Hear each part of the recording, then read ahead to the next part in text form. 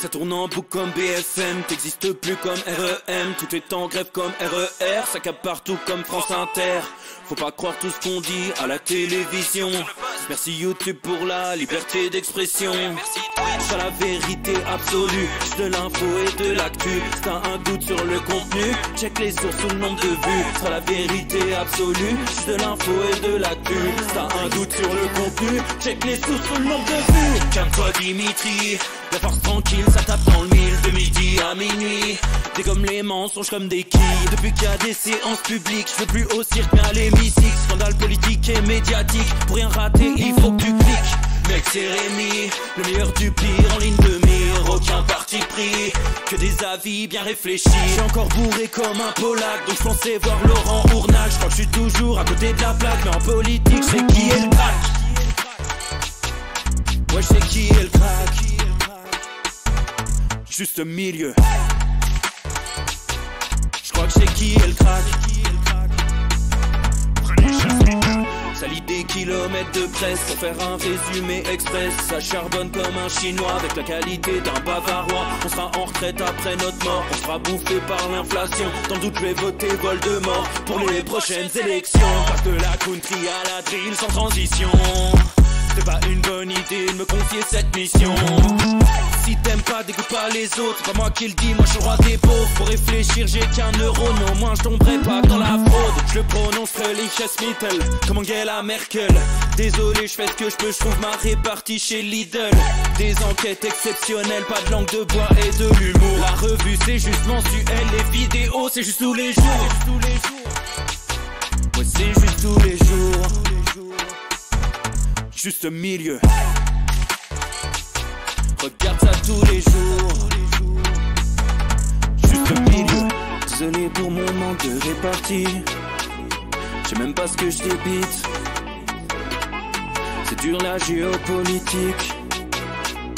Ou un peu comme ma République. Ma République, non? C'est dur la République quand même, non? Ouais? Non? Ah non, c'est mou, non? Ouais, les mecs se font chier, on dirait un peu. Ouais, c'est un peu mou. Enfin, ça dépend dans quel pays. Ouais. Bah, j'y connais pas grand chose, moi. Et c'est quoi une démocratie déjà?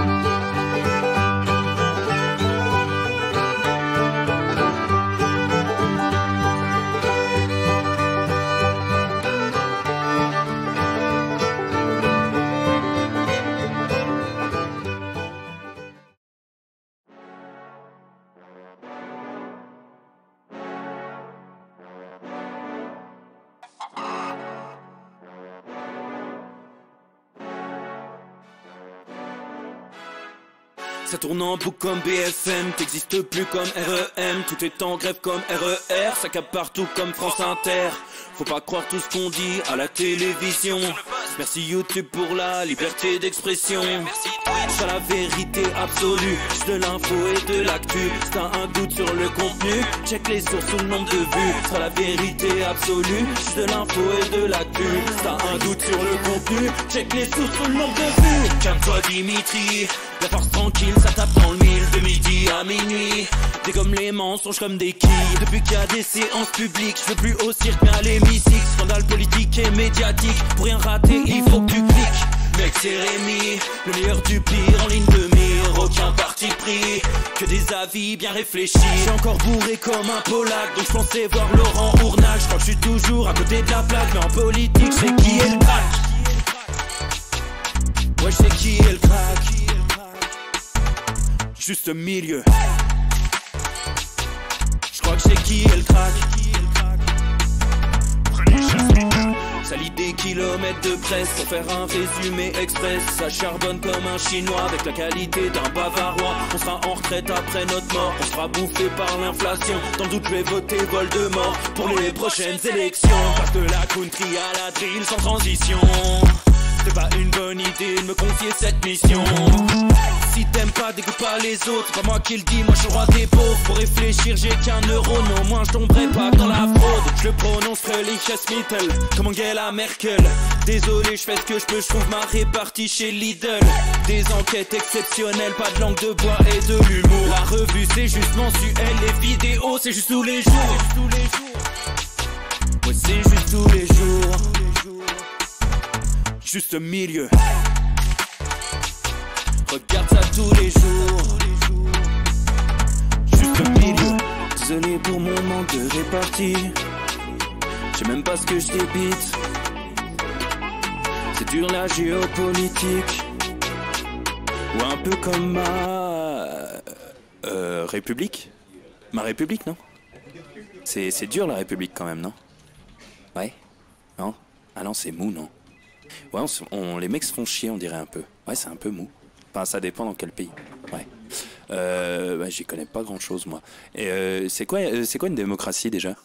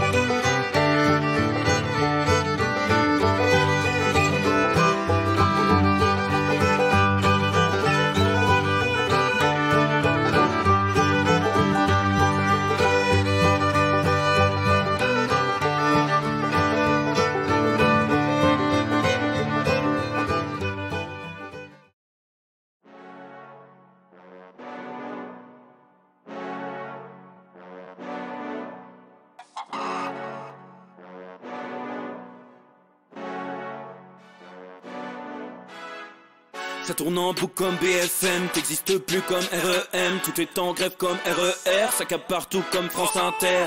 Faut pas croire tout ce qu'on dit à la télévision. Merci YouTube pour la liberté d'expression. C'est la vérité absolue, c'est de l'info et de l'actu. Si t'as un doute sur le contenu, check les sources ou le nombre de vues. C'est la vérité absolue, c'est de l'info et de l'actu. Si t'as un doute sur le contenu, check les sources ou le nombre de vues. Calme-toi Dimitri, la force tranquille, ça tape dans le mille. De midi à minuit, dégomme les mensonges comme des quilles. Depuis qu'il y a des séances publiques, je veux plus au cirque mais à l'hémicycle. Scandale politique et médiatique, pour rien rater il faut que tu cliques.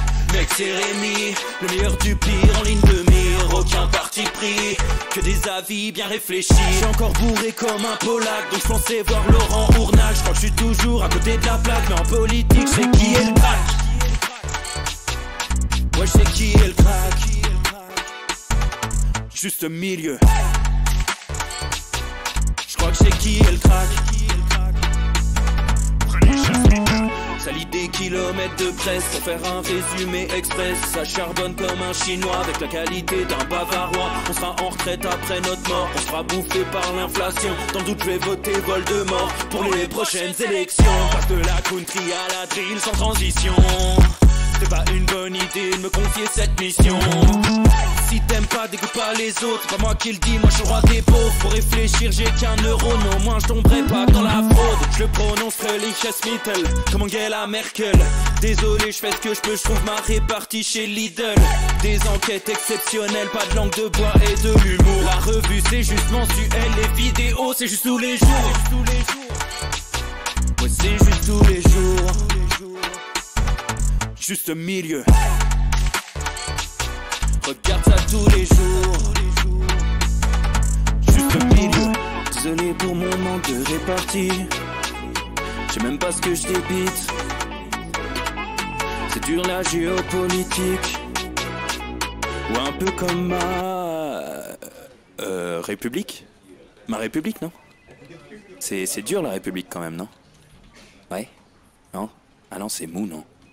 Ouais, on les mecs... Et bonjour à tous, bande d'affreux Jojo, comment allez-vous les amis? Bonjour et bienvenue pour le Juste Bistrot. Nous sommes le 19 octobre 2023, tout va bien sur la planète, hein, à l'exception des guerres, des massacres, des attentats, hein, et de la Coupe du Monde de rugby qui s'est arrêtée pour le 15 de France. Mais à part ça, ça va. Voilà, à part ça, ça va les amis. J'espère que vous êtes en forme pour une émission pas piquée des hannetons, beaucoup de choses, beaucoup de séquences. Aujourd'hui, ça part en couille de partout.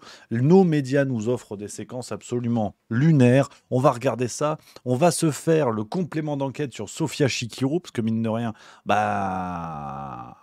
on n'en parle plus. On n'en parle plus. Les affaires se succèdent, les drames se succèdent. On va revenir là-dessus. Alors, j'ai trouvé sur YouTube le replay, mais je pense que c'est que le début de l'émission. Donc, on va regarder les 11 premières minutes. Si ça vaut le coup, on continuera peut-être demain, je pense. On verra. C'est vous qui voyez. Il y en a qui ont essayé, ils ont eu des problèmes. Donc, voilà. Les amis, aujourd'hui ça part en cacahuète. On a, qu'est-ce que je voulais dire? On a du Benzema. On a quoi? On a du Eugénie Bastier, on a du Zemmour, on a du Chikirou, donc c'est n'importe quoi. C'est n'importe quoi. Sincèrement, c'est n'importe quoi, mais on va faire avec. On va faire avec, c'est le plus important, les copains. Merci à Adri69200 pour le subprime, 15e mois d'abonnement. Ça, c'est chouette. Ça, c'est chouette. Il y a Bayard92 dans le chat qui dit « Salut Rémi, pour quand le débrief du livre de Buzyn ?» Alors, je dois t'avouer qu'en ce moment, on est sur le feu avec la boîte noire, avec tout ce qu'on bricole à droite à gauche. La semaine prochaine, je vais essayer de préparer le script de la vidéo et je pense que ce sera pour le 30, pour la semaine du 30. On va voir. Je fais au mieux, mais... Il y a beaucoup de sujets qui s'entrecroisent, il y a des interviews. Demain, interview exceptionnelle avec Pierre-Yves Rougeron sur la chaîne YouTube. Rendez-vous demain à 18h, vous le savez. Donc voilà, on bricole, on essaie d'envoyer du bois, mais c'est vrai qu'il y a plein de sujets que je veux traiter. Malheureusement, je n'ai pas encore l'occasion. Voilà. Mais l'occasion fait le larron, comme on dit. Comme on dit plus vraiment d'ailleurs en vérité. Mais voilà, donc très heureux de recevoir Pierre-Yves Rougeron, l'ami Pierre-Yves. On a fait ça hier. Et donc voilà, quand c'est des interviews, j'ai des blocs en fait de 2 heures, 3 heures qui s'annulent dans la journée. Donc surtout 2 heures, parce que ça dépasse rarement. Mais c'est vrai que c'est compliqué d'être de faire tout ce que je veux. Mais bon, après on essaye. On essaye, on met de l'énergie, on met du gaz. De toute façon, avec la Coupe du Monde, j'ai le temps. Si tu veux, demain soir, je vais au bistrot avec des copains. Paraît-il qu'il y a un match là, de rugby, une demi-finale, je sais pas, All Black Argentine. Bon, pour une compétition qui est diffusée à la télé. La Coupe du Monde de rugby, les familles des joueurs doivent être super contents parce que c'est cool. Je vais pas porter beaucoup d'attention à cette compète depuis l'écart, donc je sais pas, on va regarder. En tout cas, on sera au bar. Bon, voilà, s'il y a une télé, on regarde. Je veux dire, voilà, on va faire ce qu'on peut. Donc voilà un petit peu les amis. Ce qu'on peut se dire là-dessus, on a quoi d'autre? On va attaquer petit à petit sur les sujets du jour, les copains. Babcom5 qui dit une question Rémi, à part Alerte Générale, tu ne fais jamais d'émission en direct.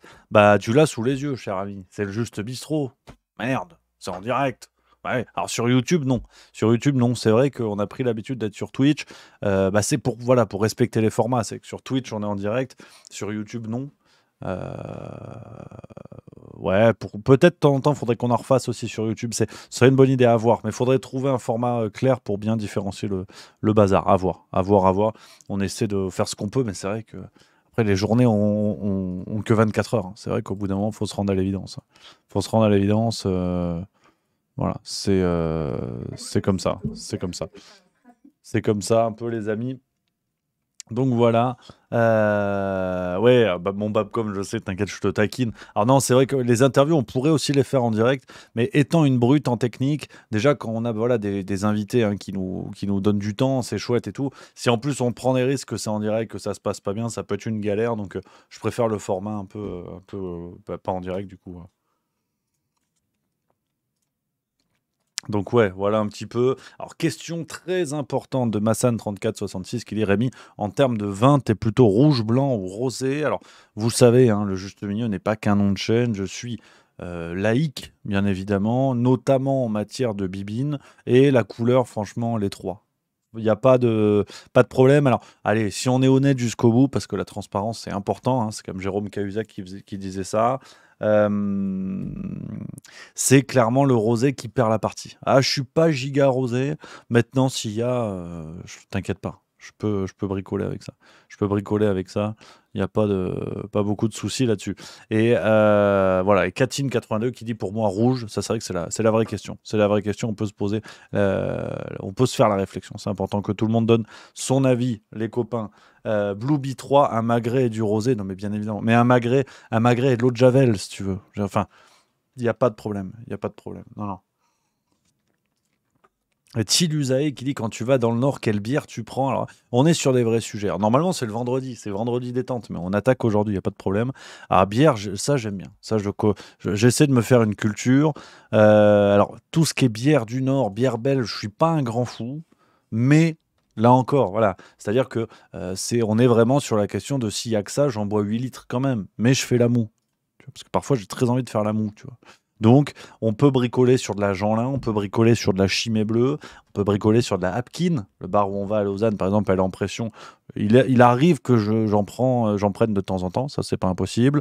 Après, tu vois, le problème des bières belges, c'est que il faut les boire très vite parce que je trouve qu'une bière belge qui réchauffe un peu, ça gratte un peu, mais c'est du très bon. Tu vois, on peut parler de triple carmélite, effectivement, de cuvée des trolls, on peut parler de chouffe. Hein, je conseille évidemment la chouffe houblon, qui est une sorte de chouffe IPA, presque double IPA, donc qui tabasse, qui est à 9 degrés, mais que je trouve très bonne sur le côté houblonné. Voilà, on part sur du conseil.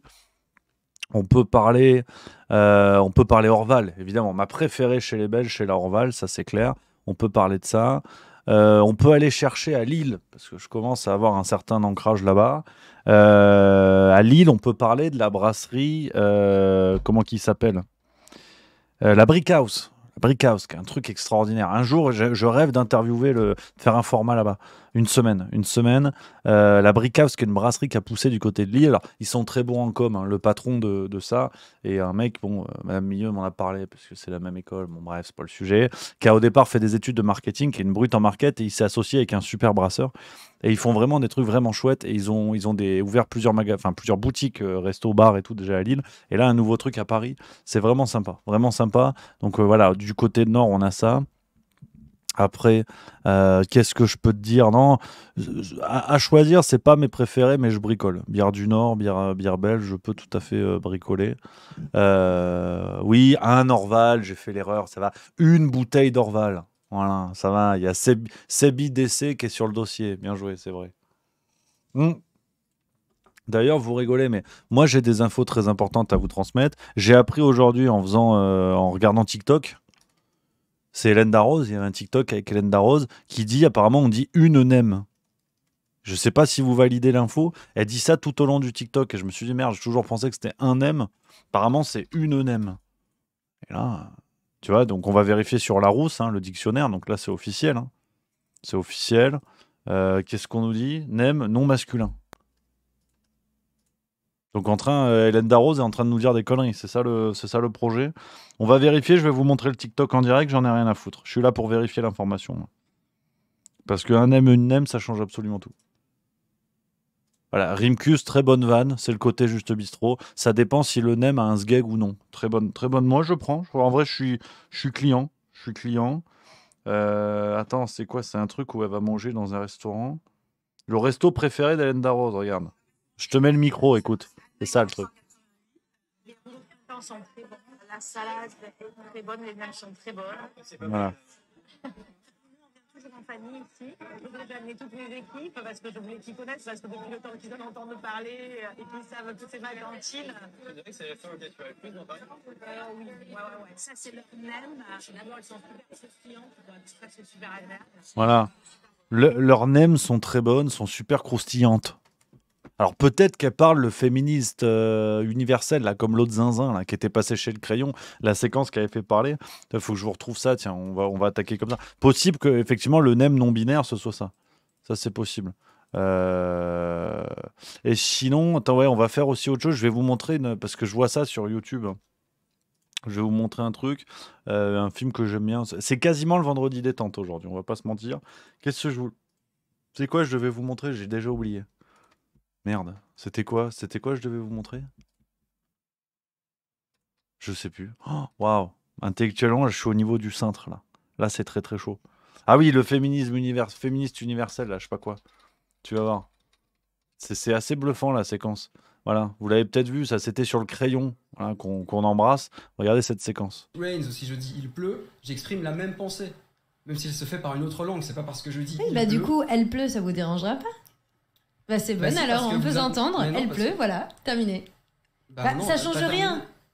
Donc c'est pas Mais non, mais vous fait. pouvez pas- non, On mais peut tu- faire ce qu'on veut avec nos Mais cheveux non, du mais coup. vous pouvez pas inventer c'est pas à vous de Ah si si, décider. ah si si, bah si, Non, c'est mais nous qui justement, là, il y décidons a vraiment un comment grand- on non, là, parle. il y a vraiment une Ah méprise. si si. Il y a Bah, vraiment une méprise totale. En fait, vous voulez nous faire taire Vous confondez votre pratique d'artiste et d'auteur. et d'autrice. Et d'autrice, Ah non mais si c'est ça moi vous qui fait décide là plaisir. quand même. Non c'est pas que ça me fait plaisir, c'est normal, c'est mon métier. Oui, d'accord. J'ai pas de très bien. testicules, je suis une autrice, voilà. D'accord, c'est très bien. Dans mon auteur, il y avait un E, mais que vous n'avez pas. Ah non non entendu. non, mais justement on l'entend pas et encore une fois, Ah d'accord, ça il faut n'a qu'on l'entende. aucune légitimité. D'accord. Le mot autrice D'accord. est le mot normal et légitime en termes de linguistique. D'accord, très si je dis Voilà, It hein, rains, donc si- là, elle pleut, voilà, c'est ça. Alors peut-être une nem, du coup c'est peut-être lié à ça, j'en sais rien, faut demander à Hélène Darroze. Alors ceux qui connaissent pas, c'est une chef étoilée qui est super, qui est jurée dans Top Chef, moi j'aime bien, je la trouve super. J'ai jamais mangé dans sa boutique, mais j'aime beaucoup. Donc non, voilà, peut-être que c'est du féminisme universel, je sais pas quoi. C'est possible, hein. Faut se mettre... Non mais faut se mettre au goût du jour, hein. On sait pas, hein. On sait pas. Et sans aucune transition avant de parler un petit peu d'actualité, mais j'ai envie de me détendre aujourd'hui. On va regarder une séquence d'un film que j'adore. C'est Le sens de la fête. Je trouve que ce film est extraordinaire et vraiment chouette. Et là, je viens de voir sur YouTube une séquence d'une scène qui me fait marrer. On va regarder ça en fait. Puis après, on parlera d'actualité.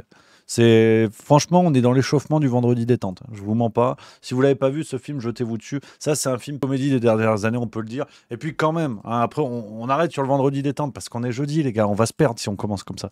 Je trouve que Gilles Lelouch est quand même un taulier. Gilles Lelouch est quand même un taulier, un gars qui arrive à passer de Bac Nord à ce genre de rôle en passant par Obélix. Je trouve qu'il envoie du bois. Alors, à la fois, on le voit pas tout, on le voit partout, pardon. Enfin, on le voyait, ça s'est un petit peu détendu. Mais je trouve que c'est un mec qui est un peu sous-coté. Sur la capacité de jeu d'acteur, je trouve qu'il est un peu sous-coté. Le film, c'est Le sens de la fête, pour ceux qui l'ont pas encore vu. Je trouve que typiquement, dans le dernier Astérix et Obélix, il sauve franchement la baraque. Je trouve en Obélix, il sauve un peu la baraque. Après voilà, je suis d'accord avec Bab comme 5 comme d'hab. Tant qu'il parle pas de politique, ça va, il gère. C'est toujours pareil. Effectivement, le mieux c'est qu'il fasse des films. Après bon bah voilà, faut séparer un peu le bordel. Bon, mais je trouve quoi, je le trouve vraiment bon, vraiment bon. Et voilà, c'est tout ce qu'il y avait à dire. Donc le petit clin d'œil pour ce film, tout à fait sympatoche. Voilà, on aime le cinéma, on aime la vie. Voilà, et ça c'est le plus important. Donc, les copains, on va y aller. On va y aller quand même sur l'actualité. On va y aller sur l'actualité parce que c'est le but de l'émission. Donc, si à un moment donné, on parle plus d'actualité, je ne sais pas ce qu'on va bricoler. Alors, on va y aller pêle-mêle avec beaucoup de choses qui se sont passées en 24 heures. C'est compliqué, hein. C'est compliqué, franchement, de tenir, mais on va y arriver. Alors, vous l'avez vu hier. L'affaire Benzema, alors on en a déjà parlé hier, je vous renvoie vers l'émission d'hier, on va pas tout redire, mais Gérald Darmanin qui a allumé un contre-feu monstrueux, hein, alors qu'on a quand même un professeur assassiné, on a des drames terribles en France en lien avec l'action du ministère de l'Intérieur, et Darmanin qui se défausse une fois de plus avec le contre-feu de Benzema. Il a sous-entendu sans aucune preuve que Benzema serait en lien avec les frères musulmans. C'est d'une gratuité absolue, hein, c'est-à-dire que tout va à volo en France. la lutte contre l'immigration ne fonctionne plus, la lutte contre le terrorisme se pète la gueule, on le voit, c'est de plus en plus dur pour les gens sur le terrain. Et Gérald Darmanin vous explique que c'est la faute de Karim Benzema. Donc, enfin, je ne sais pas quoi vous dire de plus, sincèrement. Bientôt, on vous justifiera les pénuries alimentaires par l'appétit de Gérard Larcher. Tu vois. On dira, ouais, mais c'est lui qui a tout mangé. Ça n'a plus aucun sens. Ça n'a plus aucun sens, et je suis tout à fait sérieux avec ça. Et le problème, c'est que si on avait en face de ce monsieur des gens suffisamment intelligents pour dire, attention, on va pas tomber dans le piège, donc on va éviter de rebondir sur ces polémiques bidons et sur ces contre-feux en bois pour enterrer le ministre de l'Éducation en disant c'est un contre-feu, c'est un guignol, il n'assume pas son action. Eh ben non. Eh ben non, et là, vous avez, mais de tous les côtés, hein, de tous les côtés, vous avez, par exemple, la sénatrice LR Valérie Boyer, hein, qu'on avait reçue en plus sur Juste Milieu, qui a répondu à cette affaire sur Touche pas à mon poste. Donc déjà, ça en dit long.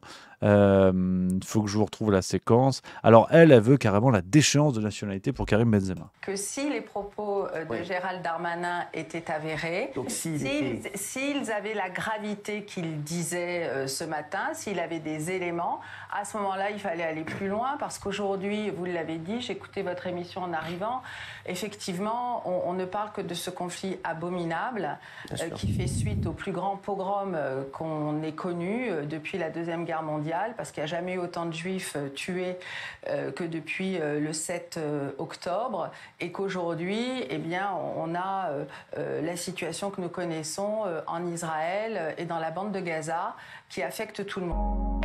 Voilà, donc on a une sénatrice LR qui déboule, qui a effectivement aussi demandé la déchéance de nationalité et le retrait du Ballon d'Or. On ne sait plus. De l'autre côté, franchement, les copains de la France Insoumise, je ne sais plus quoi vous dire. J'ai vraiment une grosse empathie pour vous. Vous ne méritez pas ça. Vous ne méritez pas ça. Mais on a Jean-Luc Mélenchon qui a fait un tweet. Je vais vous le lire. Je ne sais même plus quoi vous dire. Bonjour, monsieur Benzema. Je ne vous connais pas et je ne sais rien du foot, mais le gouvernement et ses amis ont choisi de vous diaboliser. Ils vous traitent de Français de papier. Avec de tels ennemis qui parlent avec de tels mots, vous devez être une personne remarquable, sans haine ethnique ou religieuse. Petit-fils de gens traités eux aussi de Français de papier par les pétainistes qui retiraient leur papier à ceux qui étaient Français depuis moins de 10 ans. Je sais que la France appartient à tous ceux qui la choisissent. Ceux qui nous insultent ne la méritent pas. Mais franchement, je sais même plus quoi vous dire. Je sais même plus quoi vous dire. Mais le tweet, on peut passer 2 heures sur ça. On peut passer 2 heures. Alors, c'est une compétition. Hein. C'est une compétition de celui qui a dit la plus grosse dinguerie. On va parler d'Éric Zemmour juste après. Mais si on s'arrête 3 minutes sur Jean-Luc Mélenchon, mais je ne sais plus quoi vous dire. Franchement. Et je le dis à chaque fois, je radote. Mais là, je ne parle même plus de la France Insoumise. Je ne parle même plus de la France Insoumise. Jean-Luc Mélenchon perd les pédales. Genre, au bout d'un moment, on peut le dire. Faut arrêter parce que faut arrêter de penser que si on critique Mélenchon, on critique tout le projet de la France Insoumise. C'est pas vrai. C'est un naufrage politique. Mais qu'est-ce que ça veut dire? Le gouvernement et ses amis ont choisi de vous diaboliser. Soyons clairs, hein, soyons clairs. On va analyser ce tweet sérieusement. Vous me dites dans le chat si vous trouvez que c'est abusé ou pas. Mais quand Jean-Luc Mélenchon dit à Benzema pour lui justifier son soutien, le gouvernement et ses amis ont choisi de vous diaboliser. Les dernières fois que la diabolisation a été mise sur la place publique, c'était à l'encontre de qui? C'était à l'encontre du Rassemblement national et précédemment du Front national. Donc Mélenchon justifie le soutien à quelqu'un au motif qu'il a été diabolisé. Alors que lui-même a été un artisan de la diabolisation du FN et du RN plus tard. A raison ou pas, c'est pas le débat. Donc vous avez déjà là un argument mais qui est complètement dingue. La qualification de Français de papier, effectivement, a été utilisée par des membres du gouvernement. Ensuite, mais avec de tels ennemis qui parlent avec de tels mots, vous devez être une personne remarquable, sans haine ethnique ou religieuse. Mais on est où, en fait? Mais on est à quel niveau? Je veux bien saluer tous les mérites de Mélenchon, les mérites intellectuels et tout ça. Mais il faut arrêter les conneries. Faut arrêter les conneries. C'est sidérant. Franchement, c'est d'une bêtise absolue, quoi. D'une bêtise absolue. Et en face, vous avez qui? Vous avez eu Zemmour.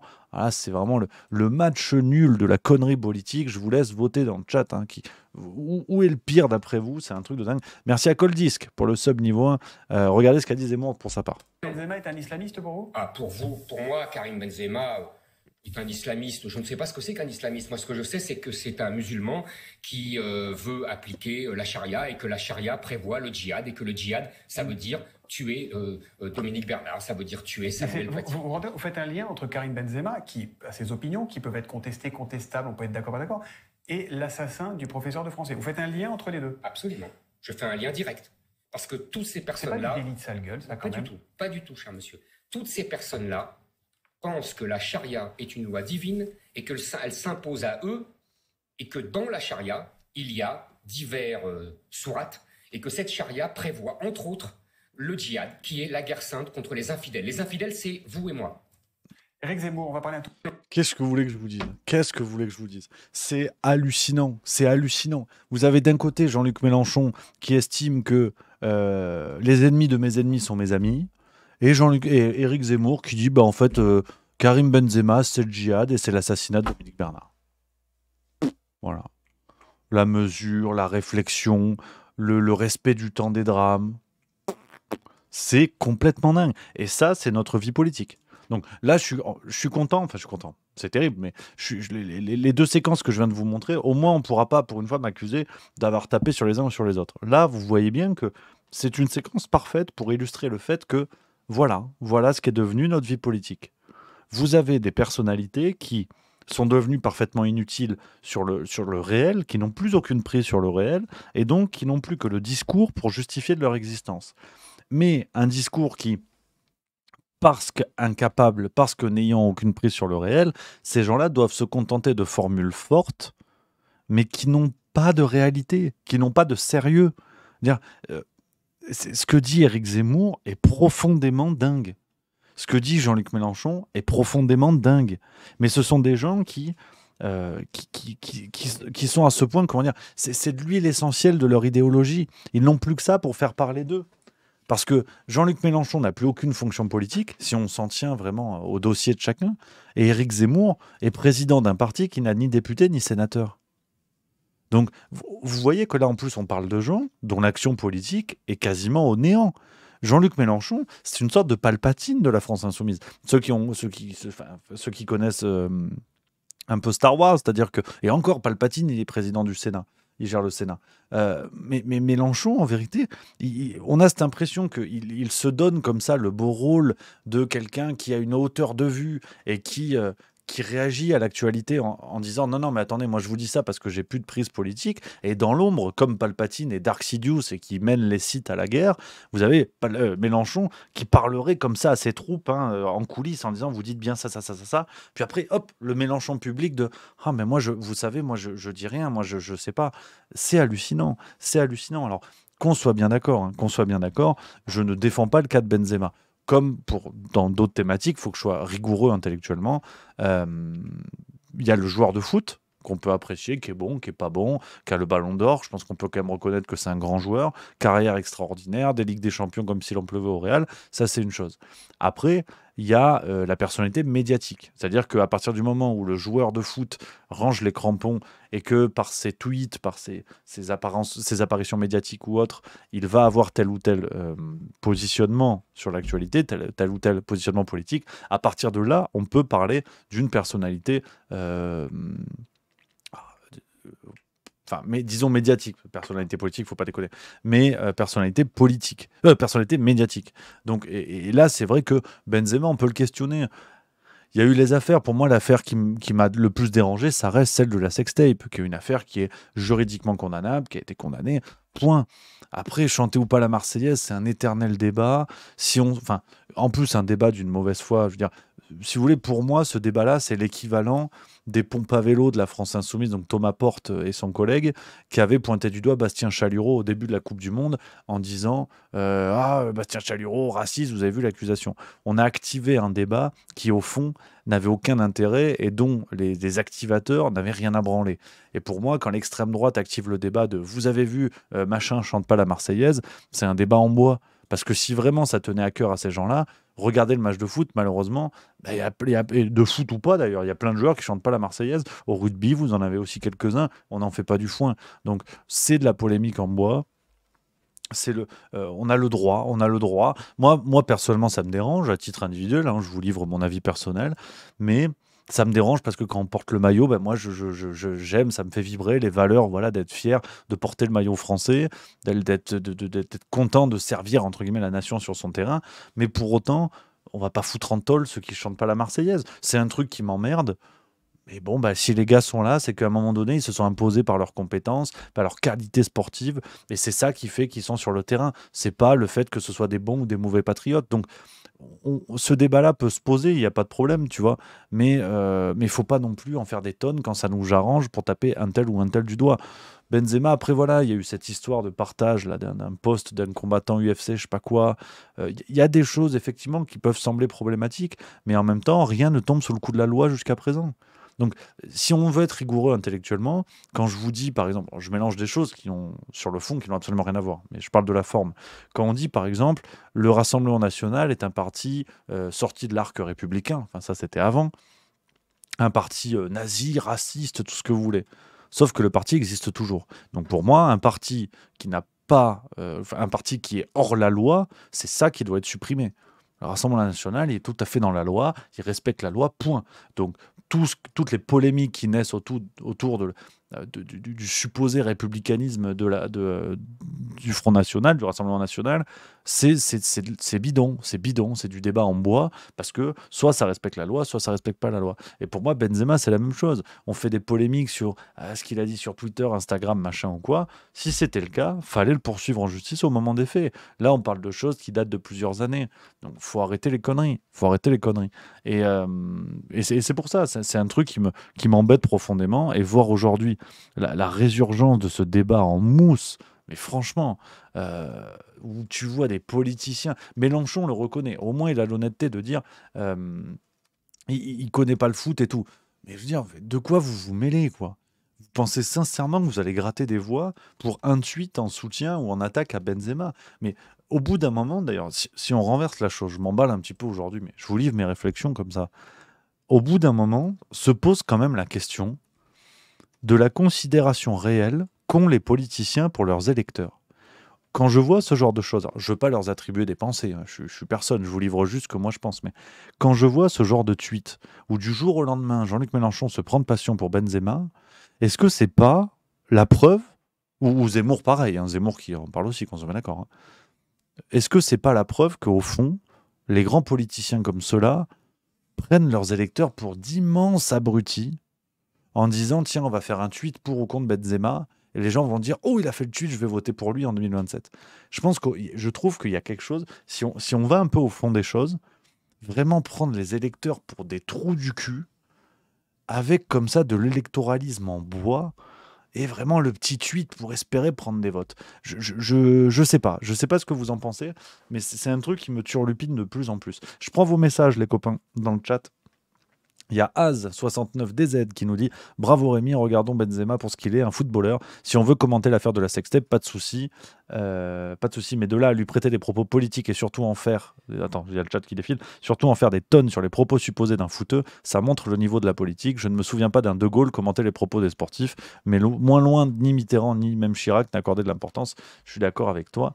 Kiman70 qui dit « On est vraiment dans la merde pour des années politiquement, 2027, c'est mort. » On a Hervéro qui dit je suis pas sûr que Mélenchon pense en termes de vote, il est dégoûté en roue libre. Ben voilà, peut-être c'est aussi possible.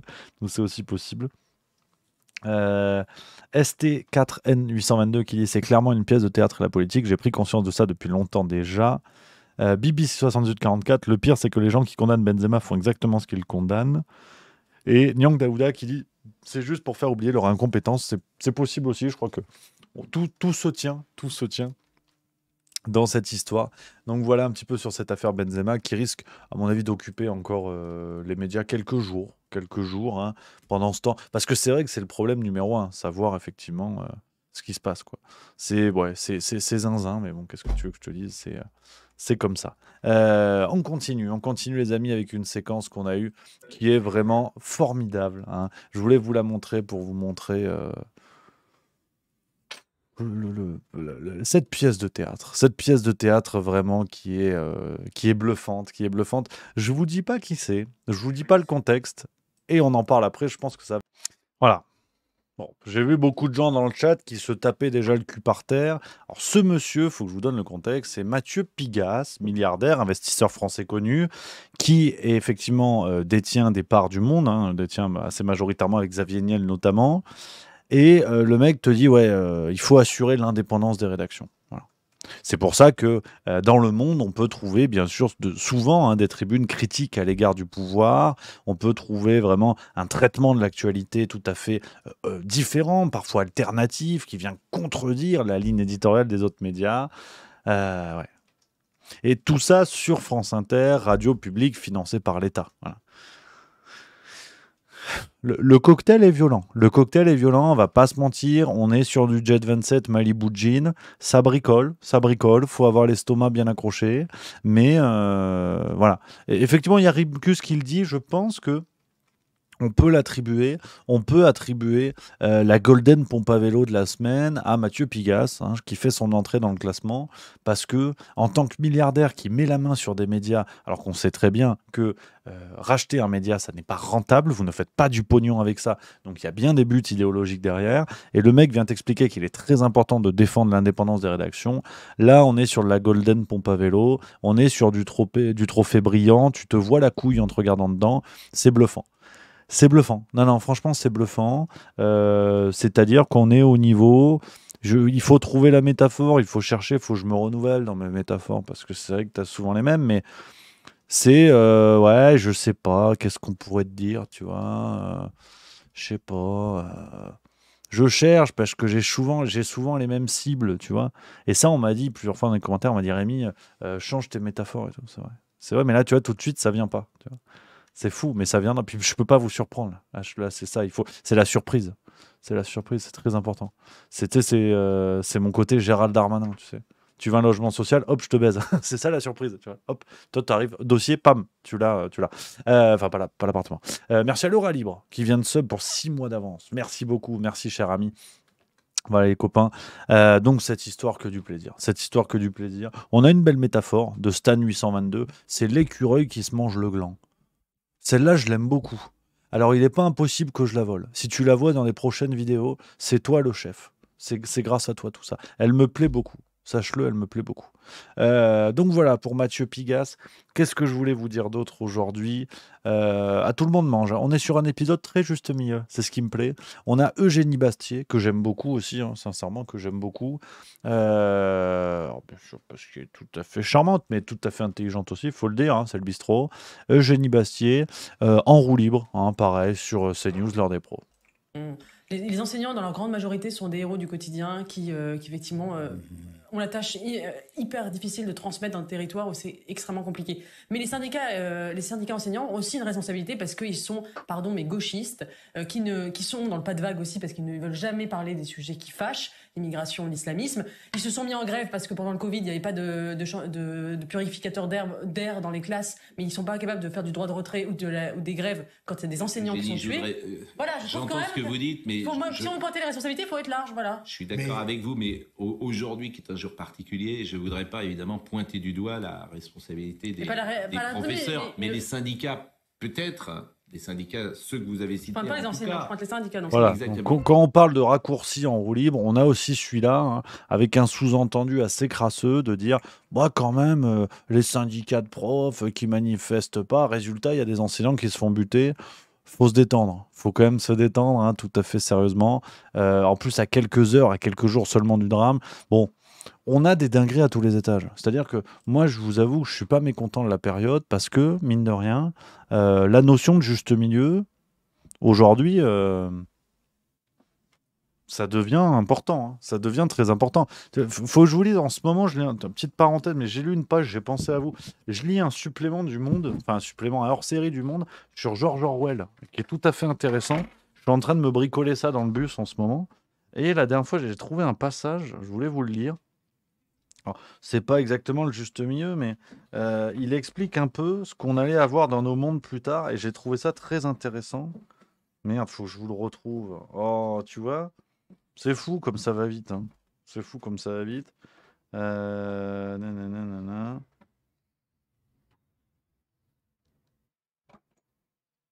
Ouais, alors, c'est ça, c'est ça. C'est sur le langage politique, mais ça fait sens quand même. Ça a du lien avec ce que je vous dis là.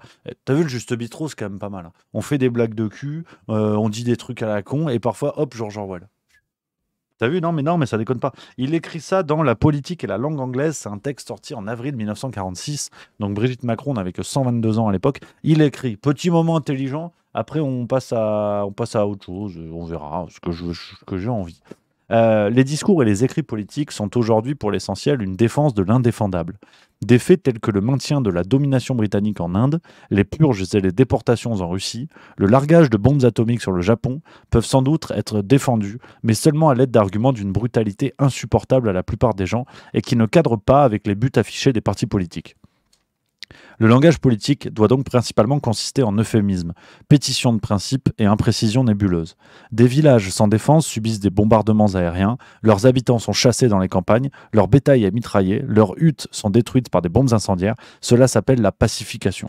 Des millions de paysans sont expulsés de leurs fermes et jetés sur les routes sans autre viatique que ce qu'ils peuvent emporter, cela s'appelle un transfert de population ou une rectification de frontières.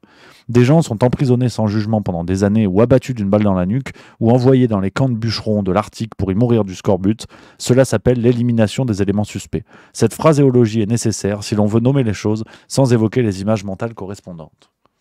Ouais. Ouais, il est beau ce texte, hein. 1946, tu vois. Et franchement, j'apprends des choses sur Orwell, c'est vraiment formidable. Je vous en reparlerai, je pense. Peut-être dans la boîte noire aussi, on va voir, on va bricoler. Mais c'est vraiment... je trouve ça vraiment chouette, je trouve ça vraiment brillant. Il y a eu un texte de Jean-Claude Michéa aussi que j'adore. Je rêve d'interviewer Jean-Claude Michéa un jour, je vous dis. J'ai acheté son nouveau livre. Je vais me le lire un soir, tu sais. Petit whisky, petit cigarillo. Ouais, j'ai 72 ans, mais c'est vrai que je vais me régaler. Jean-Claude Michéa, j'adore. Je peux vous dire que je suis absolument fan. Si quelqu'un peut le contacter d'une manière ou d'une autre, vous lui dites que je suis amoureux. Je suis clairement amoureux. Donc voilà un petit peu les amis sur tout ça. Hervéro qui dit 1984 est le livre de chevet qui est devenu le plan des mondialistes. Alors ça, tu vois, on fera une émission, on parlera plus longuement d'Orwell parce que c'est vraiment une figure très intéressante qui est parfois mal comprise. Mais je trouve que 1984, attention quand même, parce que c'est un peu devenu la tarte à la crème. C'est un roman que je trouve formidable. C'est un roman qui n'est pas apprécié par tout le monde, hein. Par exemple, Milan Kundera a détesté ce bouquin et a tapé assez fort dessus. Mais ce qui m'embête un peu avec 1984, c'est que beaucoup de gens l'érigent en symbole sans l'avoir lu. Et là, vous le savez les copains, vous connaissez là-dessus, moi c'est mon côté exigeant. Il faut être exigeant avec nous-mêmes. Et en l'occurrence, quand on parle d'un bouquin, il faut l'avoir lu. Il faut l'avoir lu et il faut faire attention parce que c'est devenu la tarte à la crème, 1984. On dit voilà le livre de chevet des mondialistes. Oui, certes, on peut considérer cela, mais il faut quand même voir en substance ce que dit ce livre et on peut avoir aussi un phénomène d'autoréalisation. C'est un roman d'anticipation, certes, c'est une dystopie, certes, mais on peut aussi lire 1984 et regarder notre réel à travers ça. Mais vous vous doutez bien que la société de l'époque où Orwell écrit ça, on est autour des années 40-50, c'est pas la même société, c'est pas la même chose. Il y a vraiment un travail visionnaire, mais Orwell ne pouvait pas... par exemple, chez Orwell, on parle pas de casque de réalité virtuelle. Le rôle de la technologie, par exemple, en 1984, est très restreint. Donc c'est là où il faut aussi faire attention, c'est qu'aujourd'hui, quand on parle de plan des mondialistes, il y a l'aspect technologique qui entre en ligne de compte. C'est pas pour autant qu'Orwell a dit de la merde, c'est qu'il faut faire attention à l'ambiance de 1984 et à l'origine, hein, c'est une critique claire des totalitarismes, surtout une critique du communisme, ce qu'on peut aussi retrouver par exemple dans La ferme des animaux, bien évidemment, mais je crois qu'il est vraiment intéressant de lire 1984 avant d'en parler, les amis, je vous en supplie, parce qu'il y a beaucoup de gens qui l'utilisent, qui le brandissent, mais sans franchement le maîtriser, et du coup ça transforme le roman, on a l'impression que c'est une sorte de guide qui préfigure Clochefab, alors que pas du tout. Il y a quelque chose de très intelligent, très intéressant, mais qu'il faut mesurer. Donc voilà. Les copains, par contre, ça, vous savez que c'est des trucs que j'aime pas trop. On s'empoigne, on bricole, mais je vois Tilusae et il y a plus de saisons qui se prennent le bec. Les copains, on se détend. Voilà. Je sais que ça se passe bien. Je vous vois un peu tendax, c'est normal. C'est l'esprit bistrot. Ça se bricole. Mais le respect. Hein. Je veux pas d'insultes, hein, je vous le dis. Parce qu'après, ça va rendre triste. Après, je bois que 8 bières à l'apéro demain. Donc, si vous voulez pas me niquer mon apéro, vous êtes gentil. Merci. Mais vous inquiétez pas, je surveille. Pour l'instant, c'est sympa. Mais on fait attention. Voilà un petit peu les copains. Qu'est-ce que je voulais vous dire d'autre sinon? On a quoi?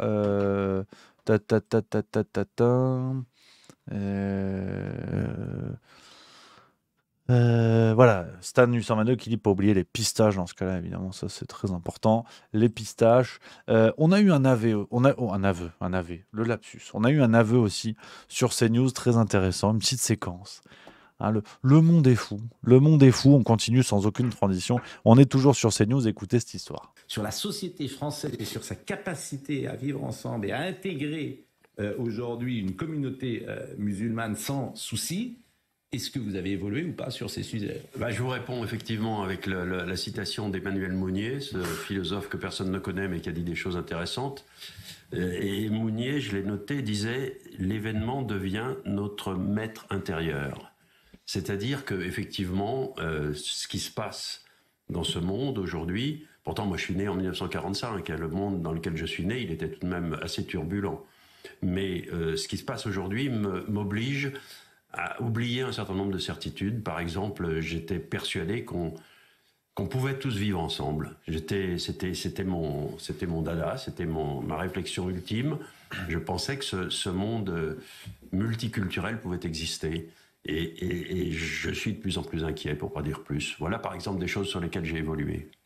Sur la société française. Tu vois, un aveu, alors qu'il a le mérite de l'honnêteté, mais c'est très intéressant, en fait, de voir tout ça, de voir, comment dire, ces esprits qui ont fait foi pendant des années et qui, du jour au lendemain, changent d'avis en vous expliquant dans les yeux que... bah ouais, c'est comme ça, c'est assez dingue. Mais je reviens, en plus, je vous lis, en fait, le problème, c'est que quand je suis dans une lecture, après, je vous parle que de ça dans les Twitch qui suivent. Mais c'est pas grave, j'espère que ça vous fait pas chier non plus. Hein, mais... Parce qu'il y a eu un autre truc que j'ai lu ce matin, que j'ai trouvé mais vraiment génial, qui expliquait comment le pouvoir se maintient d'après Orwell, avec justement cette capacité-là à dire tout et son contraire. Ah merde, faut que je le retrouve ça, tu vois. Oh, ça m'enquiquine. J'avais pas mon stylo, tu vois, j'ai pas souligné mes trucs. C'est fou ça. Hein. Ça fait chier. Ça fait chier. Là, il y a des photos, on s'en fout. Où est-ce qu'il explique ça? Oh là là. Ah, je sais plus quand est-ce que je l'ai lu.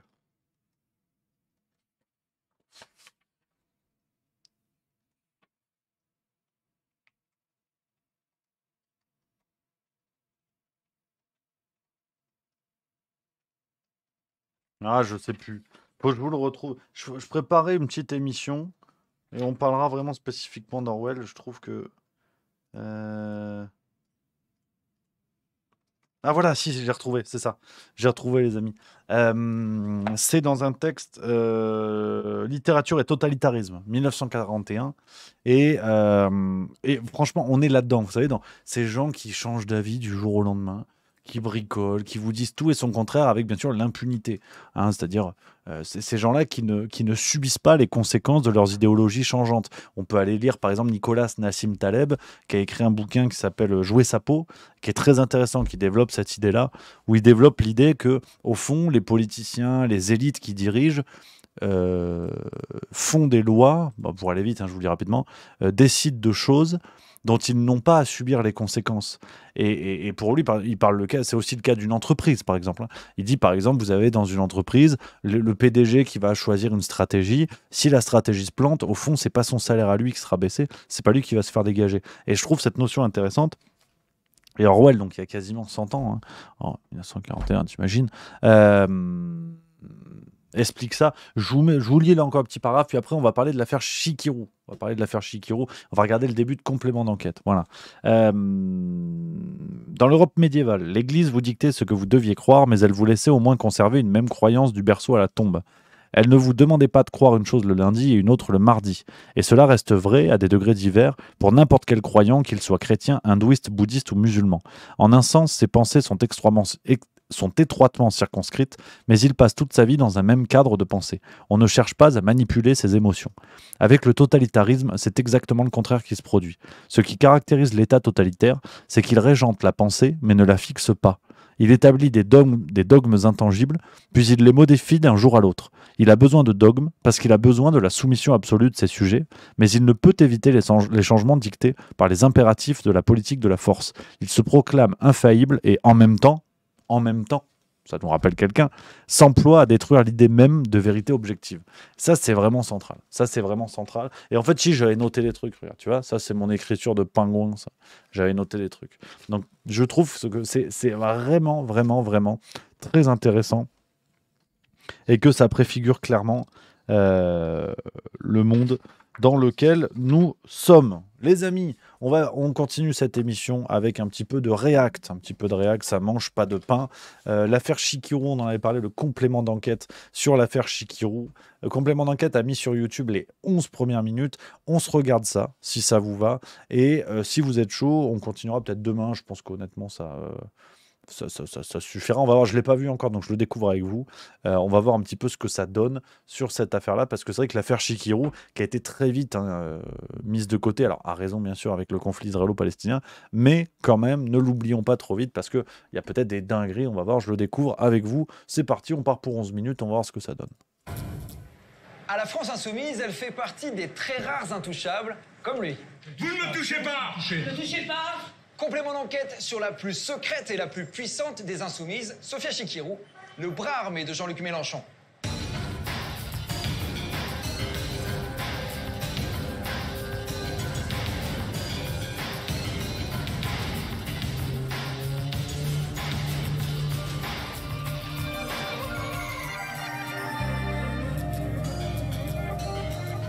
Bonsoir, la réintégration d'Adrien Quatennens, condamné pour violence conjugale, c'est elle.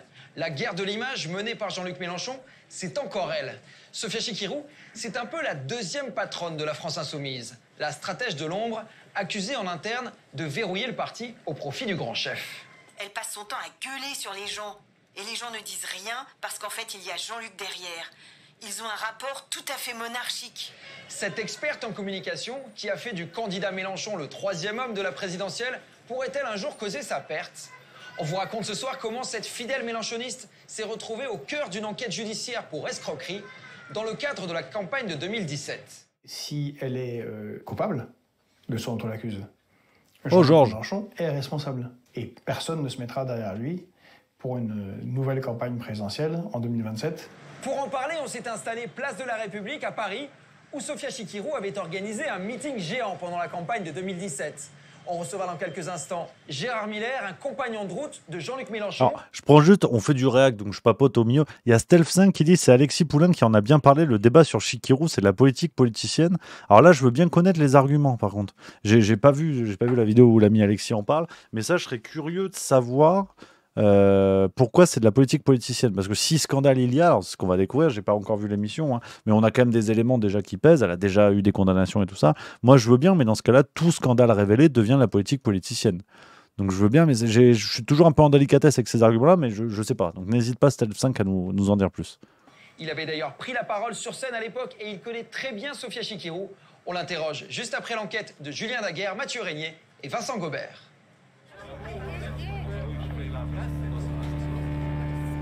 S'il vous plaît, allez-y. Sur les photos de famille, Sophia, elle n'est jamais très loin du patron.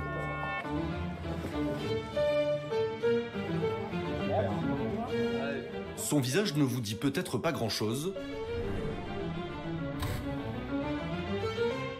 Sophia Chikirou est pourtant la plus proche collaboratrice de Jean-Luc Mélenchon. Celle qui, depuis 15 ans, murmure à l'oreille du leader Maximo. Ah mais il y a l'ami, je réagis parce que je vois ce que vous dites dans le chat les amis. En plus ça me fait marrer parce qu'il y a l'argument que j'adore, c'est le copain Roons qui nous dit ça. Oui c'est un scandale c'est sûr, mais ni plus ni moins que les autres partis. Vous savez que ça c'est un scandale qui me... Enfin c'est une justification qui me rend zinzin. C'est pas parce que les autres sont des abrutis que tu dois te mettre au niveau et justifier que nous aussi on est des abrutis mais moins. Faut arrêter les gars. Faut arrêter. Ça, c'est un truc qui me rend zinzin. Quand tu tapes à bras raccourcis sur la Macronie, parce qu'il y a des scandales, s'il y a des scandales dans ton propre camp, il faut les assumer. C'est pas pour autant que tous les gens de ton parti sont des pourris et que ton parti n'a aucune raison d'exister. Ça, par contre, le relativisme de dire « Ah oui, mais les autres sont aussi des salauds, donc on a le droit », faut arrêter parce que c'est la mort de la politique. Donc ça, c'est un truc qui me rend zinzin. Et Jarod du Sud qui dit « Sans retirer les faits, tout ça n'a qu'un but, détruire Mélenchon ». On va pas se relancer, vous savez ce que j'en pense. À chaque fois, je vous dis la même chose, les copains. Vous pouvez voter la France Insoumise sans être aveugle à un truc qui s'appelle le réel, les gars. On se calme. Mélenchon se détruit bien tout seul. Quand il fait son tweet Benzema et compagnie, il se détruit bien tout seul. Donc arrêtez. Aujourd'hui, qui a besoin de faire tomber Mélenchon? Il fait peur à qui? On parle de quelqu'un qui est un éternel troisième dont le score a baissé entre 2007 et 2022. Donc, quand il y a des scandales, on peut juste constater que c'est un scandale, point. Et que cela n'a pas pour but de détruire Mélenchon. Il incarne quelle menace, Mélenchon? Quand il appelle à voter Macron dans la foulée, il incarne quelle menace? Je pense qu'il faut se détendre quand même là-dessus, les copains. Quand on regarde cette affaire-là, quand il y aura un complément d'enquête, et on peut regarder plein d'affaires, en 2025, il y aura le procès de Marine Le Pen sur les affaires à l'Union européenne. On en parlera, les copains. On en parlera, on regardera les documentaires. Et bien avant, on regardera tout ça. Si ça peut vous rassurer, on regardera des documentaires sur tout le monde. Mais je crois qu'il faut se détendre. Il faut se détendre, c'est que malheureusement, des scandales, il y en a dans beaucoup de partis. Et le but n'est pas forcément de descendre quelqu'un. Aujourd'hui, Bayrou est au tribunal pour des histoires de pognon en Union européenne et avec le MoDem. C'est pas pour descendre Bayrou. Bayrou, il arrive à peine à descendre ses escaliers. Donc, si vous voulez, voilà, faut se détendre. Donc, c'est juste pour ça. Et Jarod du Sud qui dit « Tu ne me lis que quand ça t'arrange. Détends-toi, camarade. Je sais que tu peux être intendu par moment. Sois sympatoche. Je lis quand je vois les messages. Je fais ce que je peux. Je regarde ce que je peux. Donc, on se détend, cher ami. » Allez, on continue. Jusqu'alors discrète et indéboulonnable conseillère de l'ombre, elle est désormais son bras armé à l'Assemblée nationale. C'est assez émouvant d'entrer en tant que représentant de la nation, du peuple français. Moi, je suis une enfant du peuple. S'il vous plaît.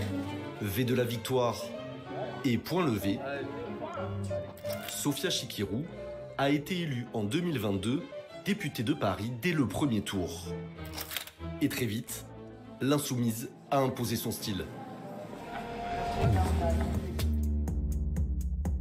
Vous êtes quand même gonflé en face. Vraiment, vous n'avez honte de rien, vous êtes né avant la honte, il y a un truc qui va pas chez vous.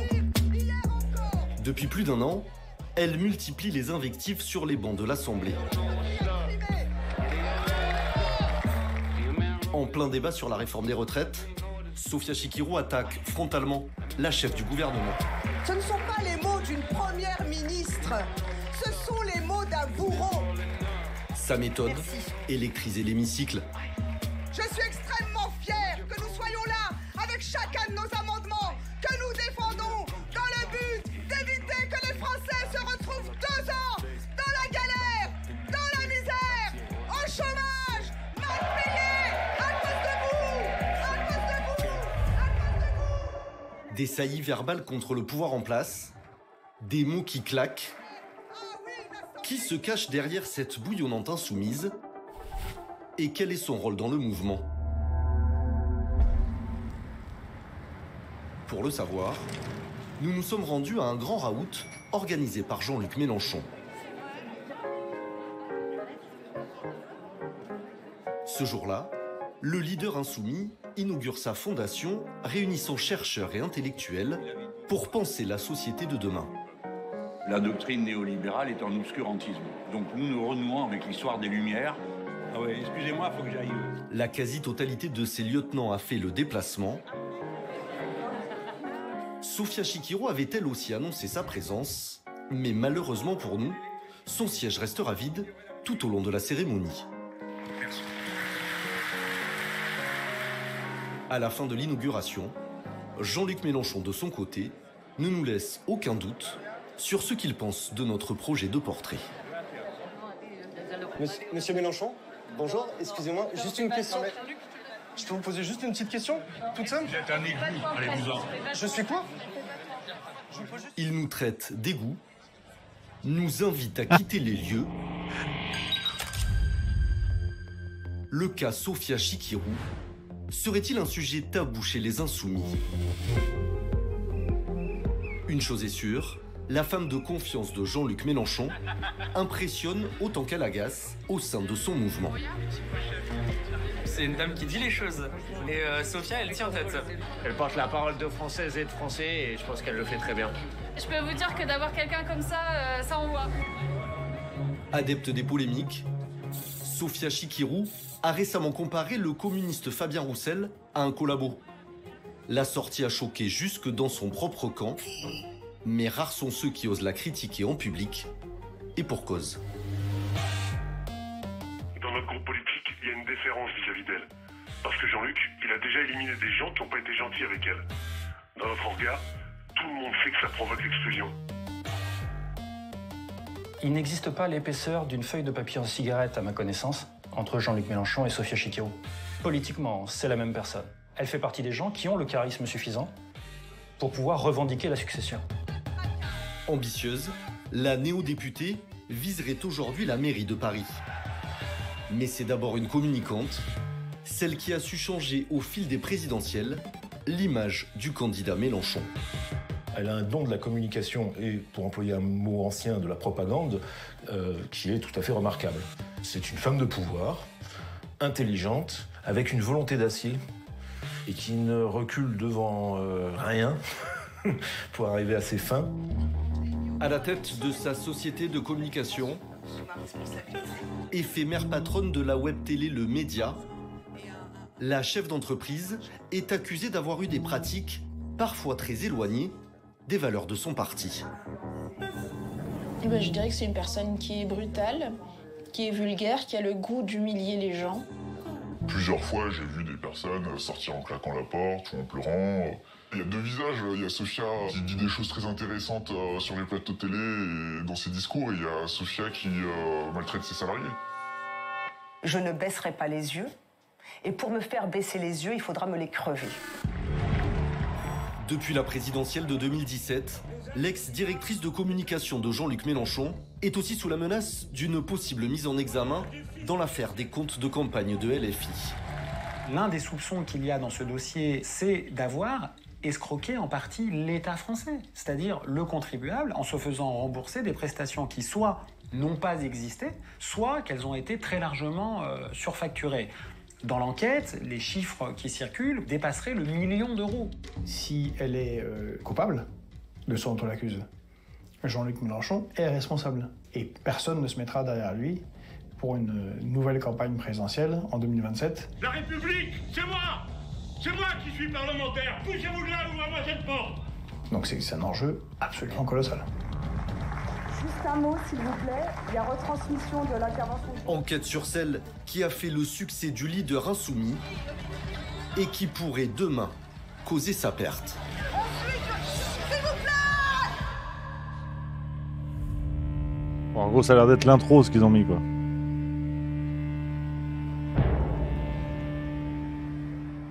C'est le scandale qui a divisé la France insoumise et qui illustre parfaitement le rôle de Sofia Chikirou en coulisses pour imposer la ligne de Jean-Luc Mélenchon.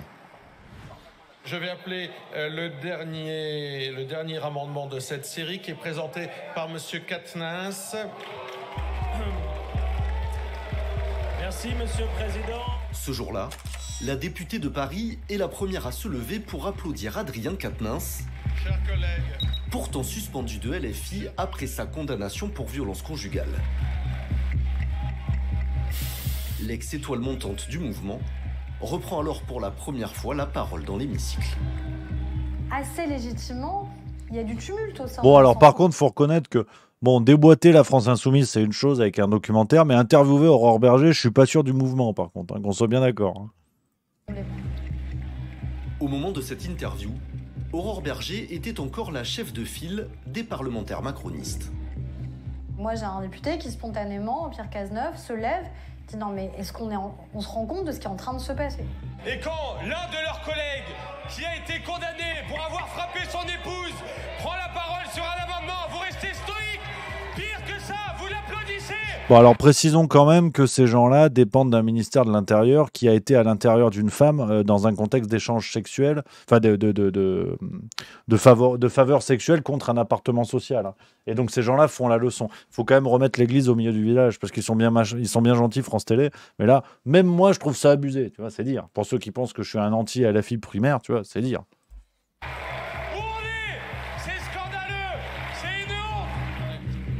On a des députés insoumis qui sont en train d'applaudir un homme condamné pour violence conjugale. Et donc, au cœur de ça, vous aviez Sophia Chikirou. Parce que c'est elle qui, quelque part, donne le tempo.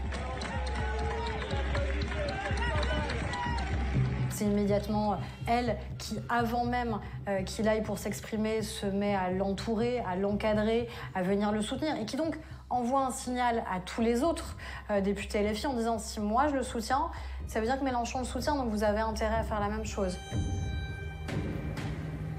L'image fera scandale jusque dans les rangs des insoumis. Ce qui était douloureux pour moi, c'est de voir des membres de notre groupe, et pas des moindres, entourer Adrien et l'applaudir alors qu'il me semblait que ce n'était pas ce que nous avions collectivement décidé. Donc c'est douloureux. Douloureux, mais la stratège de Jean-Luc Mélenchon a réussi sa mission. 2 mois plus tard, le député du Nord réintègre définitivement le mouvement.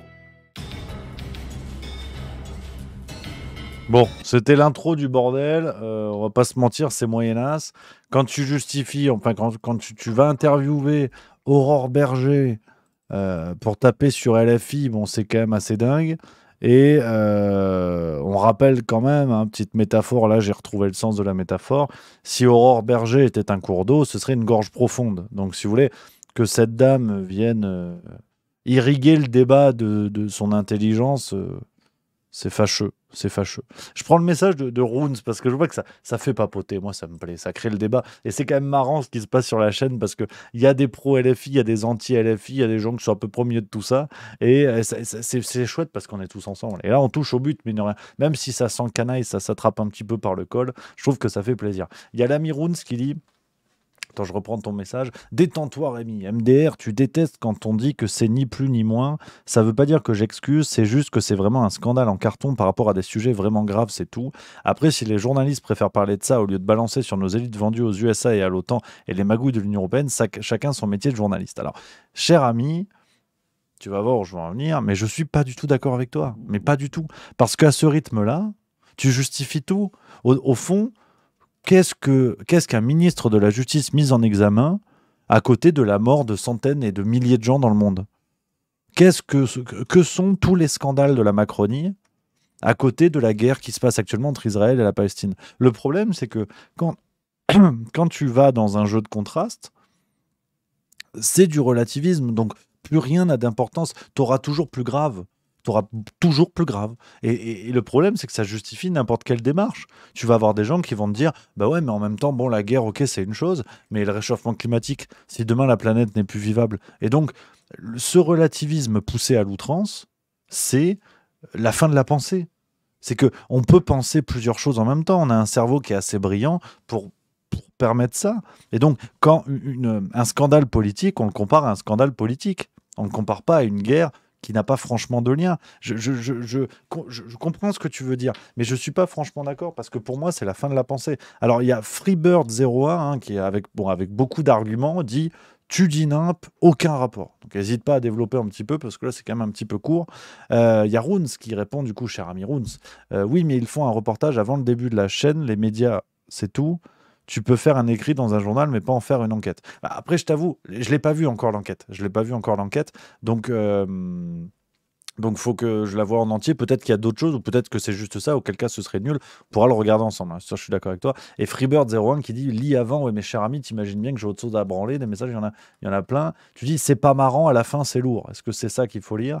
Alors, pourquoi tu montes ce reportage? Mets un truc construit, parce que je peux pas tout lire, en fait. Vous êtes beaucoup, ça c'est chouette, mais vous êtes beaucoup, je peux pas tout lire. Marcel Zero qui dit pas la même échelle, Rémi, un mini scandale politique pour cacher des sujets plus brûlants. Je suis d'accord avec Roons. Mais. À voir. Si tu veux, là, pour l'instant, je n'ai pas vu encore le reportage. Donc, je ne sais pas ce qui va être dit dedans, donc je ne peux pas encore me prononcer et dire si absolument c'est grave. On va voir, tu vois. Mais de manière générale, et vous connaissez ma position là-dessus en plus, hein, je n'attaque pas un parti plutôt que l'autre, je ne défends pas un plutôt que l'autre. Mais ce que je veux vous dire, c'est que, à la limite, reconnaissons-le. Si vous êtes supporter de tel ou tel parti, ce n'est pas le sujet, mais reconnaissez que tu vois, Tiluzae qui dit le Puy du Fou c'est un scandale, aussi encore pire LFI. Je vois pas le rapport en fait. Les amis, ce que je veux dire par là, c'est que on peut supporter, enfin vous le connaissez, je vous l'ai déjà dit mille et une fois, on peut supporter un parti et reconnaître qu'il y a des choses qui ne vont pas. C'est pas incompatible, c'est pas grave. C'est pas grave. C'est pas parce que vous reconnaissez qu'il y a des salauds dans votre parti politique, en tout cas dans celui que vous soutenez, et que ça invalide tout le parti. Faut être au clair là-dessus, les amis. L'affaire, vous savez, moi, l'affaire Adrien Quatennens me scandalise. Il y a plusieurs affaires qui me scandalisent. Et je vous ai déjà dit mille et une fois que pour moi, la France Insoumise n'est pas un parti, comme a dit Manuel Valls il y a quelques jours, alors c'est dire, n'est pas un parti qui n'est plus crédible, qui ne doit plus être pris en compte. C'est pas du tout ce que je dis. Il faut juste avoir l'honnêteté intellectuelle que quand ça tombe dans notre camp, ça tombe dans notre camp. Je fais un parallèle qui n'a rien à voir, qui va peut-être en énerver quelques-uns, mais vous avez bien compris, c'est un parallèle. J'adore l'équipe de France de rugby. On a perdu contre l'Afrique du Sud il n'y a pas longtemps. J'adore l'équipe de France de rugby quand même. Et on a été des pompes parce qu'on n'a pas tué le match. Mais en disant ça, je ne suis pas en train de nier toute l'histoire du 15 de France. Et en matière politique, je pense que ça pourrait être la même chose. Je crois qu'il faut être d'accord là-dessus. Et Stelf5 qui dit va voir avec ton pote Alexis ce qu'il en pense, ça t'évitera un visionnage inutile. Je vais d'abord voir le documentaire et après j'irai en papoter avec lui. C'est très important, sinon ça n'a aucun sens. Et Roons qui dit regarde la fin, tu verras comment il essaie de faire dire quelque chose aux derniers intervenants. Tu verras, mais je suis d'accord que LFI mérite de se faire taper sur les doigts parce qu'ils se font trop passer pour les beaux de l'histoire. On verra. Comme je dis, j'ai pas encore vu, je le découvre avec vous le truc. Donc c'est long, ça fait quoi? Ça fait 1 heure. On pourrait le regarder ensemble, mais il faut déjà qu'on finisse. Hold On, faut déjà qu'on finisse Hold On. On pourra peut-être faire ça la semaine prochaine si vous voulez. Regardez le truc Shikiru. Et Darf Obi qui dit le jour où le monde entier aura seulement nos problèmes, il ira mieux. Réciproquement, il est important de se plaindre de nos problèmes pour ne pas perdre nos droits. Je suis plutôt d'accord, c'est une belle synthèse. Ali Mama 36 qui dit Mélenchon avait un paquebot en 2017, Shikiru l'a bien aidé à le saborder, pourquoi pas. Rimkus qui dit « Je trouve ça quand même bizarre que beaucoup de médias se soient mis à l'unisson au même moment pour en parler. Je pense surtout qu'ils se sont dit que c'est le bon moment pour casser la NUPES. Ça mérite d'en parler, c'est sûr, mais c'est beaucoup quand même. » Alors, cher ami, t'es un copain, t'es un fidèle, tu le sais. Mais là, je suis obligé de te chatouiller un petit peu quand même. Parce que venir me dire qu'il faut des médias qui se rassemblent pour casser la NUPES... Là, si tu veux, tu es en train de me dire qu'il faut une mêlée de rugby pour aller casser la gueule à Stephen Hawking. Non, il va se claquer tout seul. T'inquiète pas, et la NUPES, c'est pareil. Tu vas pas me faire croire, je veux bien tout ce que tu veux, et je veux bien être juste mieux tout ce que tu veux, mais la NUPES n'est pas une force politique suffisamment solide qu'il faille tous les médias de France pour leur péter la gueule. Il se tue tout seul. Faut peut-être pas déconner non plus.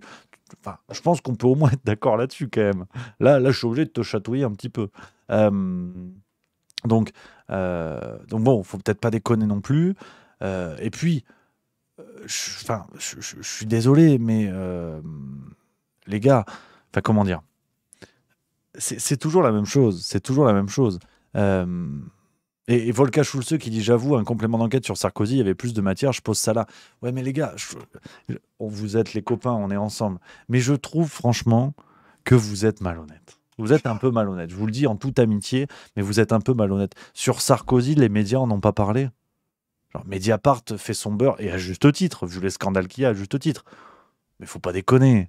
Faut pas déconner, les médias en parlent de Sarkozy depuis des années, des années. Faut peut-être pas déconner. Je veux dire, me dites pas qu'il y a plus de révélations sur LFI que sur d'autres trucs. Par rapport à la Macronie, à la rigueur, je serais d'accord avec vous. Par rapport à l'ampleur des scandales et le traitement, c'est peut-être le terrain où je peux vous rejoindre. Mais sur le reste, me faites pas gober quand même que les médias s'acharnent sur LFI. Quand même, les gars, faut peut-être pas déconner. Là, honnêtement, je trouve que vous êtes un peu malhonnête. Enfin, regardez, avant chaque élection présidentielle, ne l'oubliez pas. Qu'est-ce qui se passe concernant le RN ? Il y a toujours des dingueries qui ressortent, c'est toujours pareil. Les entre-deux tours, vous n'allez pas me faire croire qu'il n'y a pas d'acharnement médiatique.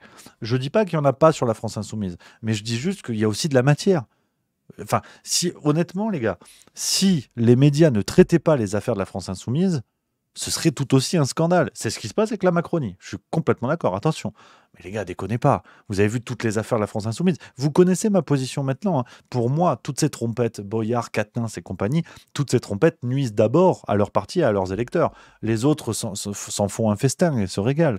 Mais qu'on soit bien d'accord, les médias en parlent parce qu'il y a de la matière, les gars. Si vous aviez pas Boyard qui fait des merdes toutes les semaines, si vous aviez pas Obono qui dit des dingueries toutes les semaines, et j'en passe, on n'en serait pas là.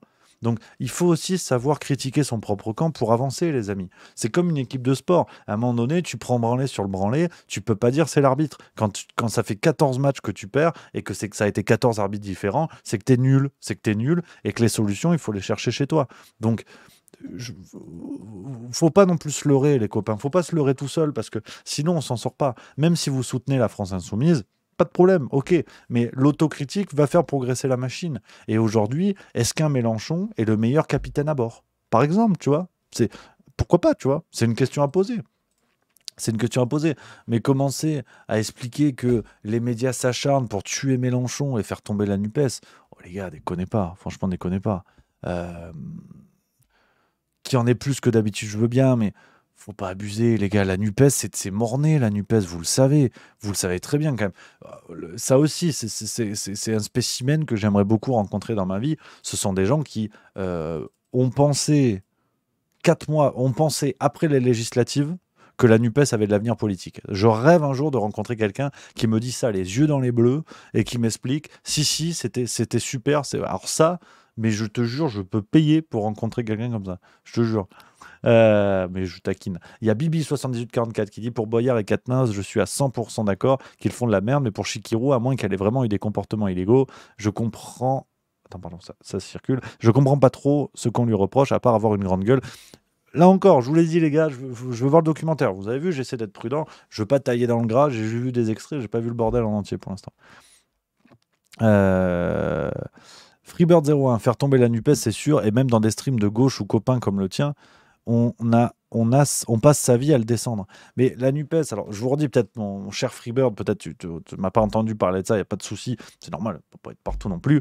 La NUPES, vous connaissez ma position, je trouve que ça a été une excellente idée de vraiment proposer enfin une vision cohérente, une vision collective pour tous les électeurs de gauche. Je l'ai dit dès le début, je vous renvoie aux épisodes de La Farce Tranquille à cette époque-là, c'était une super idée. Le problème, c'est que quand le visage financier a pris le pas sur le reste, qu'on a compris que en fait, la NUPES était avant tout un rassemblement qui allait permettre de doper les scores, donc doper les sièges, donc doper les dotations qui allaient arriver dans les partis, ça n'a servi qu'à ça. Et la preuve, quelques semaines seulement après les législatives, on a vu les premières fissures arriver. Et après, on nous a dit non, mais les européennes, en fait, on ne fera pas de liste parce que c'est important qu'on ait chacun notre message. Et là, on a vu toute la traîtrise que cela incarnait vis-à-vis des électeurs. Et c'est ce qui m'embête un petit peu, parce que je trouve que c'est une excellente idée, que la droite, d'ailleurs, n'a pas su faire. Et ça, c'est important. La droite n'a pas réussi. Quoi qu'on dise, Zemmour, machin et tout, la droite n'a pas réussi à le faire. Donc, la NUPES était une excellente initiative, mais malheureusement, qui avait pour objectif premier, je dis pas le seul, mais en tout cas premier, qui était le pognon. Et je vous renvoie, je fais ma pub tout seul. Je vous en renvoie sur une vidéo que j'avais faite sur comment ça se passe, sur les dotations, le pognon gagné par les partis au moment des législatives. Ah bah tiens, je me rends compte, il y a quelqu'un qui me l'a piqué la vidéo, tu vois. qu'il l'a republié sur sa chaîne. Alors ça, c'est pas gentil, ça. Ça, c'est pas gentil. Voilà. Je vous mets la vidéo dans le chat, les copains, si vous voulez comprendre ce que je vous dis par rapport à ça. Je vous envoie la vidéo, vous jetez un œil si vous voulez, vous faites ce que vous voulez. Et puis, parce que moi, je vais pas tarder. J'ai handball ce soir, je vais pas tarder. Donc, voilà un petit peu les amis, c'est l'esprit juste milieu, mais tout ça fait chier, hein, qu'on soit bien d'accord, tout ça fait chier parce qu'au bout du compte, vous avez tout le temps des électeurs qui ont de l'espoir et qui se font en mancher quoi qu'il arrive, donc ça casse les couilles. Donc voilà les amis, je crois qu'on est pas mal, les copains pour aujourd'hui. J'espère que vous avez passé une bonne émission, voilà, c'était vivant, c'est cool, j'aime bien quand on s'empoigne comme ça, toujours dans la bonne ambiance, dans le bon esprit, dans le respect, ça c'est le truc qui est le plus important. On s'attrape par le callback, mais on est sympatoche, on s'en met pas plein la gueule, on s'insulte pas et on bricole. Et là, aujourd'hui, on a une émission, rendez-vous compte les copains, il y en a qui votent Marine, il y en a qui votent Zemmour, il y en a qui votent Méluche, il y en a peut-être qui votent Macron. Alors ça, n'hésitez pas à vous manifester. Et c'est le but du jeu, c'est l'esprit juste milieu. Donc ça fait plaisir les copains. Ça fait plaisir. Tu vois, par exemple, là, typiquement, il y a Sylvain FX, on se calme, qui dit ça sert à rien de parler avec un rageux comme toi. Ça m'emmerde. Ça me casse les couilles. Pas de ça chez moi. Pas de ça dans mon bar. Je vous le dis tout de suite. Pas de ça dans mon bar. On s'en met plein la gueule, mais on se taille pas comme ça. On bricole, on se respecte, on se fait des blagues. Tire sur mon doigt, prout. Ça, c'est rigolo. Donc, voilà les amis, c'est l'esprit juste milieu. On se retrouve demain, je pense que ce sera 16h30, parce qu'après je vois mes copains, on va au bistrot. Et j'ai pas bu un coup de la semaine, il y a eu du handball, il y a eu tout ce qu'on veut, donc demain c'est un petit peu la fiesta. Et à 18h, il y aura la vidéo Ça discute avec Pierre-Yves Rougeron, les copains. Et il y a Sifulu qui dit on est gentil avec les racistes ici, tu vas te calmer mon petit pote, ça tu vois. Ça, c'est un truc qui me bande aussi terrible. Explique-moi le contexte. Qui qualifies-tu de raciste ? Parce que tu te calmes. C'est pas BFM TV ici. T'arrives, tu papotes, bonjour, comment ça va ? Et après, si t'es pas content, t'expliques. Mais ça, par contre, non. C'est ça le truc. C'est l'esprit juste bistrot. C'est que à tout moment, je peux t'inviter à aller te faire cuire le cul aussi, tu vois. Tu déboules pas en disant on est gentil avec le cul. C'est pas le Ku Klux Klan ici, donc tu te détends. Si t'appelles raciste quelqu'un qui est pas d'accord avec toi, là, effectivement, faut partir sur une dynamique de gazinière sous le cul, mais détends-toi, quand même. Détends-toi. Oui, mais voilà, je sais, c'est en réponse à un rageux, mais je m'en bats les couilles, en fait. Tu dis pas ça, parce que ça m'impacte moins, en fait. C'est ça. Et tu vois, moi, tu sais, c'est un truc qui me rend grognon. Parce que tu sous-entends que je suis gentil avec des racistes. Ça, c'est un truc qui est... Voilà, si tu connais la maison, tu sais que ça gratte. Donc, on est gentil. On est gentil. On se calme, les copains. Là, il y a de la tension. Hein. Il y a de la tension. Ouais. Tilusae qui se prend le bec et tout, on se détend, les amis. Attention, parce que j'ai jamais ban des gens, mais au fond, moi, j'ai un esprit totalitaire. Moi, tu me donnes un peu de pouvoir, je peux faire n'importe quoi. Donc, si je découvre le bouton ban, parce qu'on va pas se mentir, techniquement, je sais pas où il est. Mais attention, hein. Je peux faire ça. Je peux faire ça. Je peux faire n'importe quoi. Si je trouve le bouton, je peux faire des dingueries. Hein, je vous le dis tout de suite. Hein. Je vous le dis tout de suite. Mais non, mais voilà. Je finissais sur une bonne note, les amis. Vous n'avez pas cassé l'ambiance maintenant, on finissait sur une bonne note. Merde, ça fait chier. Voilà les copains. Non, mais blague à part, c'était super. Merci d'avoir été là. Donc demain, 16h30, et ça discute avec Pierre-Yves Rougeron. Et dimanche, je vous le révèle, dimanche, il y aura un autre épisode de Ça discute. Et cette fois, ce sera avec l'ami Rémi Tell. Voilà, que j'embrasse, qui sort un nouveau bouquin. On va en parler sur Juste Milieu. Que du plaisir, les copains. Passez une excellente soirée. Vive la rigolade, vive la France, et à demain.